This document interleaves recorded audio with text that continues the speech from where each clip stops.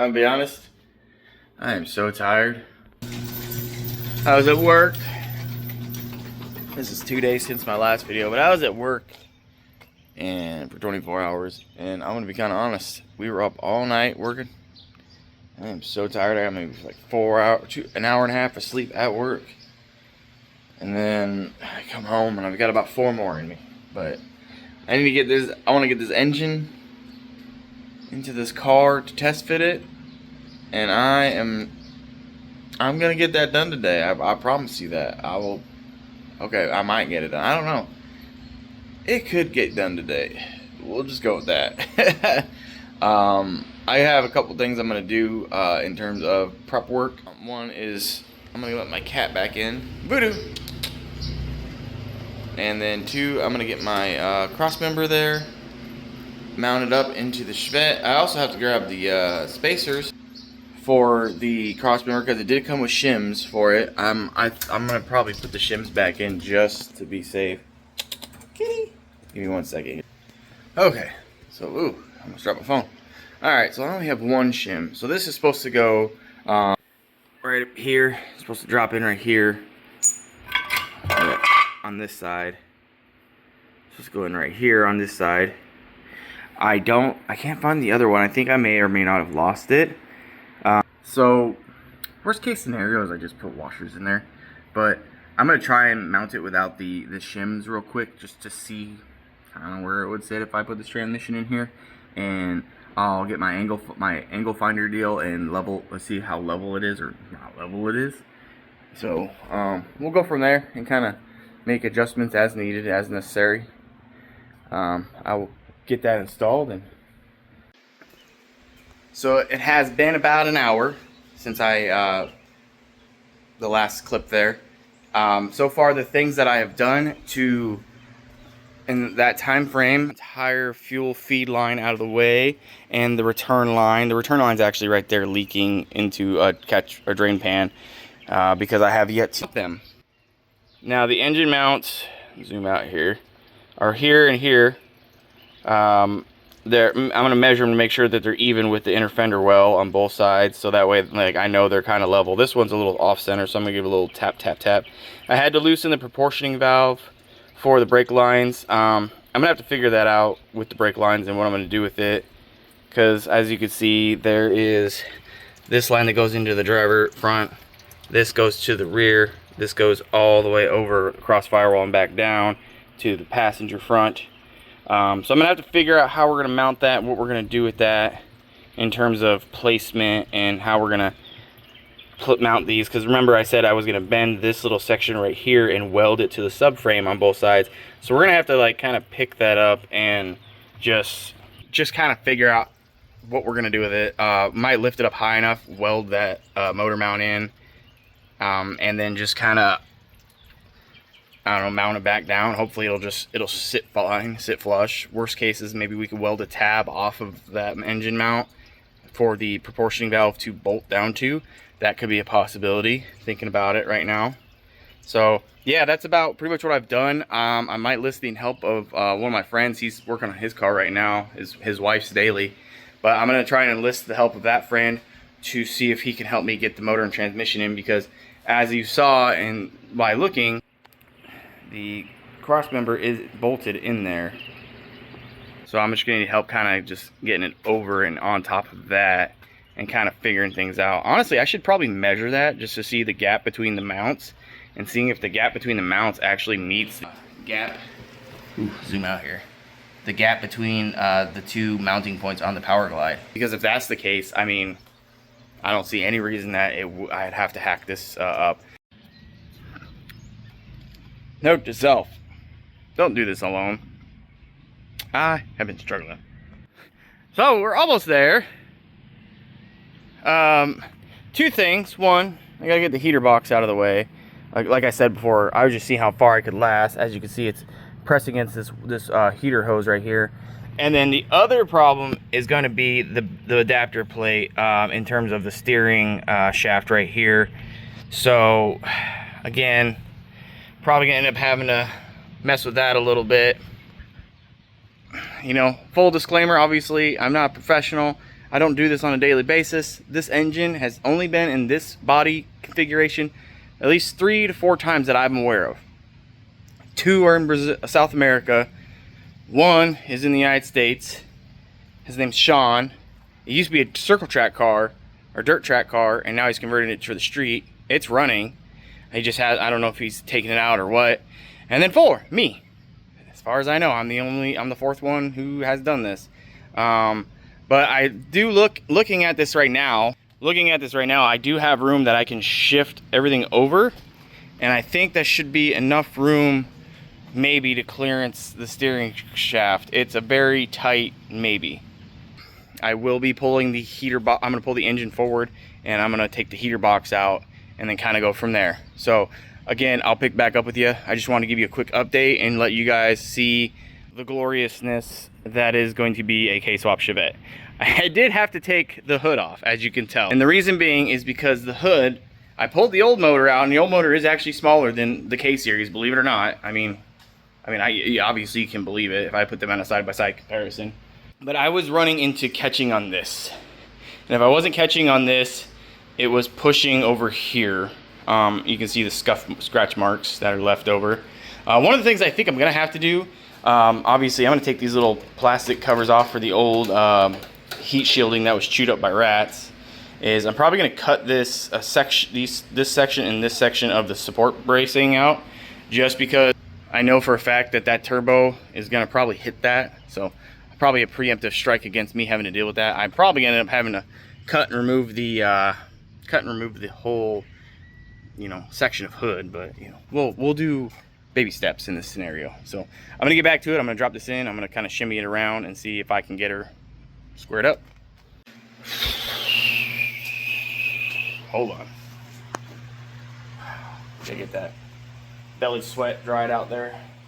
So if you can't tell in the background, the engine is in. Now, doesn't come without problems. Let's get to it. So the engine is in the car, as I just stated. 2 problems right now. The engine kind of is pointed towards the passenger side, and the whole thing is shifted more so to the passenger side. And a lot of that has to do with the steering shaft and the bell housing engine adapter plate. I can't shave anymore, because if I do, it'll actually start digging into where the mounting holes are, and then where the dowels are supposed to go. I'm not going to sit there and compromise that in case something happens. I'm not going to hurt myself or have something happen and somebody else maybe behind me gets injured. And so I got to figure it out. I mean, all the angles are fine. I mean, the engine still has to tilt more to the passenger side. So I mean, maybe if we just lift and tilt and, oh my, I didn't realize my hands were that black. Oh my gosh. Well, anyways, I'm so tired. It is in the mid 80s and the humidity has been in the 60s, so I'm suffering. If you've ever been in Missouri, you know it's bad. If you look, I still have room. Like, I probably got about a good 1.5 inches of room between the back of the SFI bell housing and the trans tunnel. I did have to, if you can't tell, take out my entire heater box. I still have to remove all of it, but I have to go inside to unbolt it. Which sucks. It is what it is. I'm gonna block off all the stuff to deal with that. I want to run AC and heat, but by the size of this car and everything, it's not feasible. But I'll figure it out. Maybe one day somebody will make a compact like AC unit or something like that. But regardless, that's pretty much what's gonna happen. Is I'm just gonna get rid of all the heater box stuff like that. I'll probably take the battery mount or the battery and move it somewhere back over in here, probably over in that area right there. I'll keep the battery up front.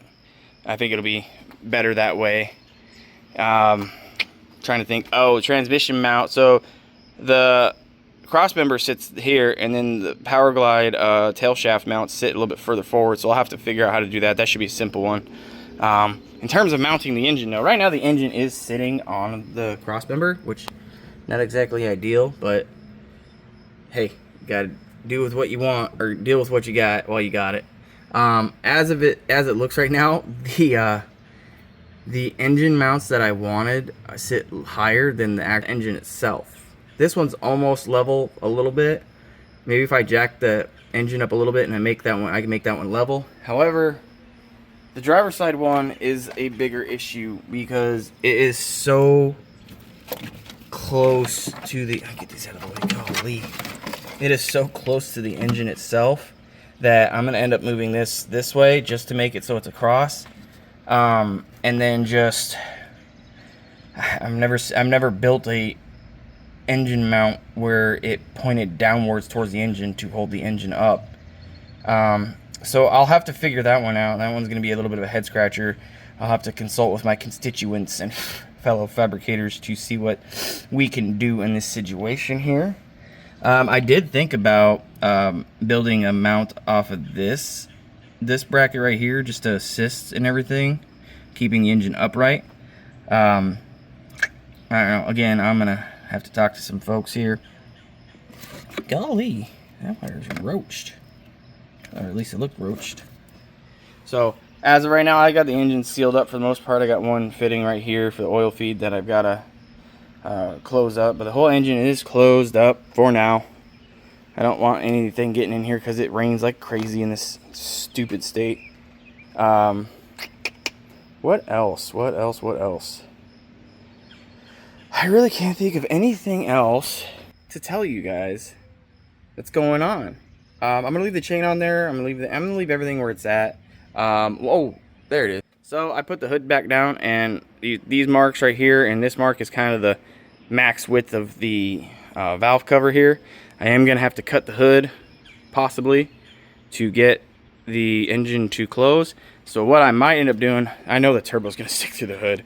I am guaranteed, after I move this out of the way, I am guaranteeing you that that turbo is sticking through that hood. But we will cut this hood up, and maybe I'll buy like one of those Jegs cowl scoops and just like mount it to it, but not have it like actually do anything. It just cover the engine so nobody will notice.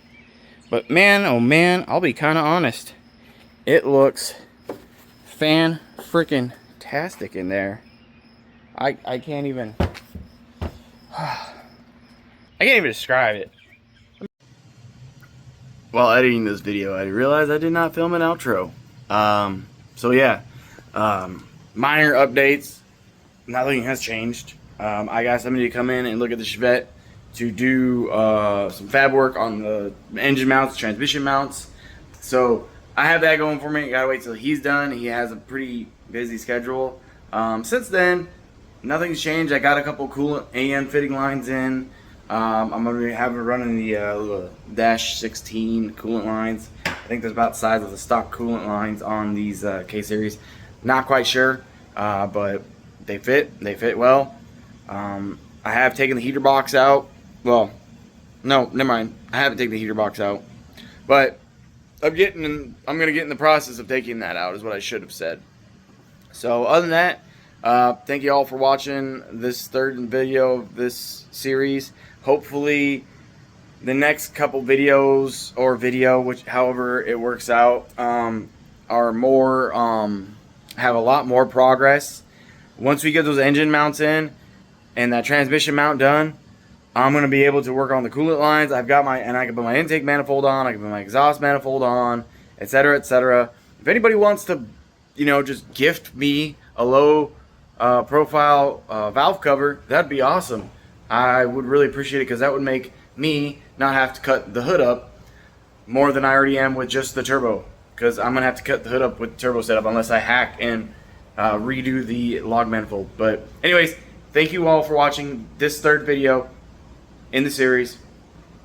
I hope you liked the video. Maybe give me a subscribe, I don't know, whatever. If not, follow me on Instagram, lunchbox605 on Instagram. Thank you so much. I hope you all had a wonderful weekend, or have a wonderful weekend, whatever it may be. If you're working, hopefully it works good for you. Either way, see ya.